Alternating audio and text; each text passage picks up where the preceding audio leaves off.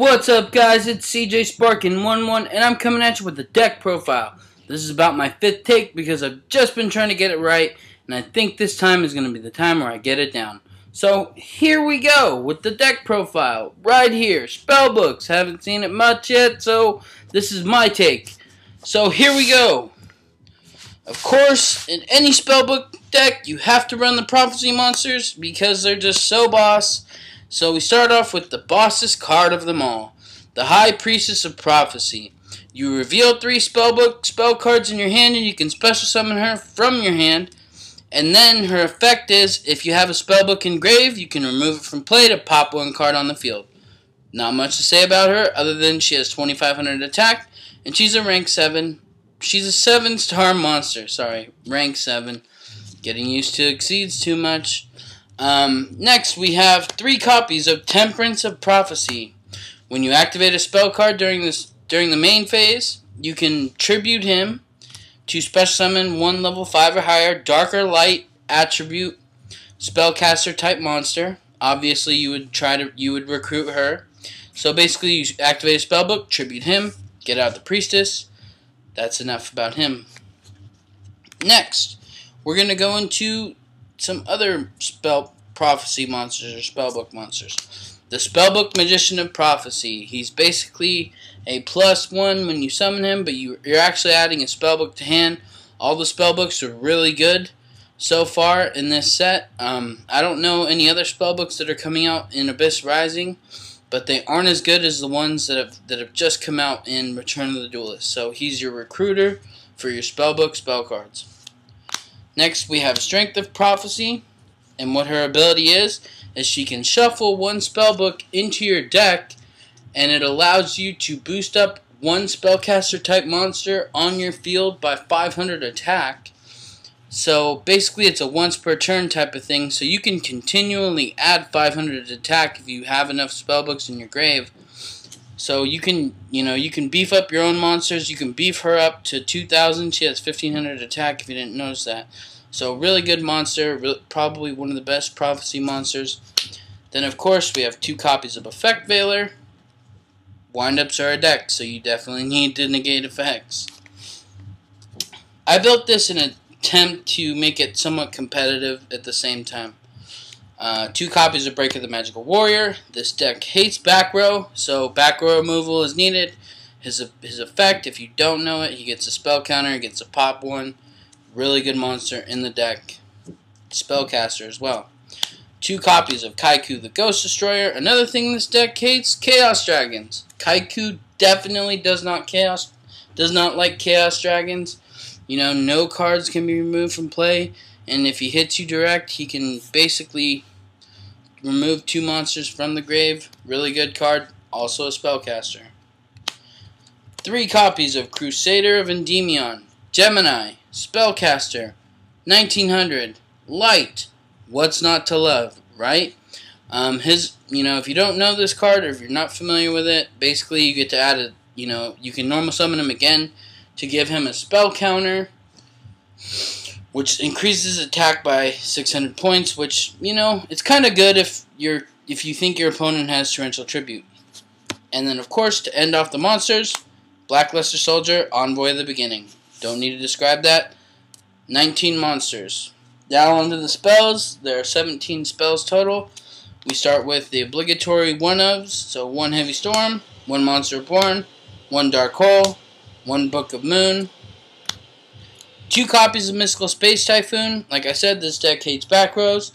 Because you run Crusader, you can run copies of Gemini Spark. Really good card in the deck as well.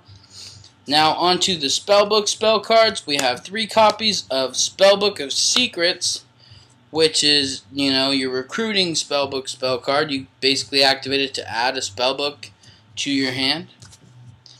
Then we have 3 copies of Spellbook of Power. This card is probably the most broken of all the spell cards. A spellcaster monster gains 1,000 attack, and when it destroys a monster by battle, you get to add 1 Spellbook spell card to your hand, so it's a +1 in the end phase, and your monster gains 1,000 attack.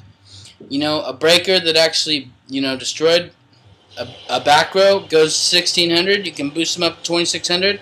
Really good card in the deck. Probably the most broken spell card, other than this one, which is Spellbook of Wisdom.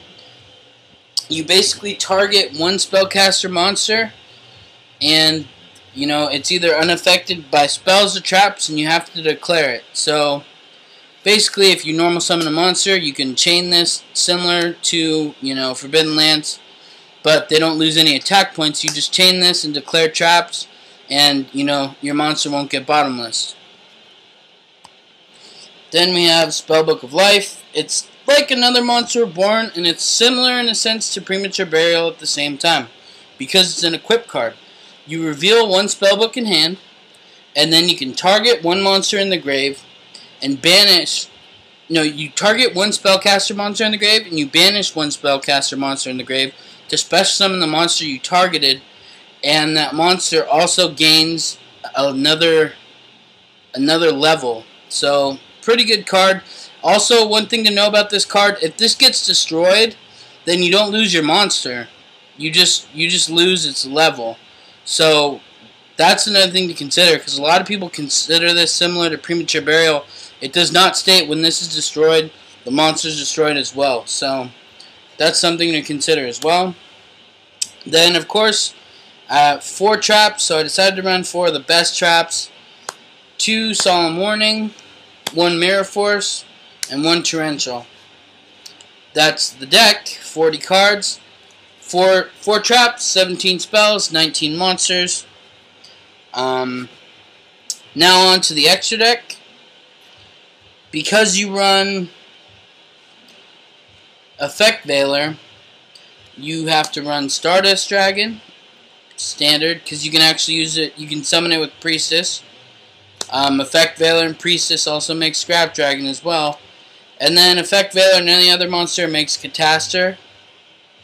Then on to the Exceed monsters. You're basically going to be rank 4 exceeding or not exceeding at all. I mean, I rarely have to exceed in this deck, but when you do, it's kind of like crunch time, big moves. So of course, Gemini Pearl, Utopia, Photon Papillo Operative, Steel Swarm Roach, Maystroke, Big Eye. You can make it if you have 2 Priestess on board. Happens sometimes.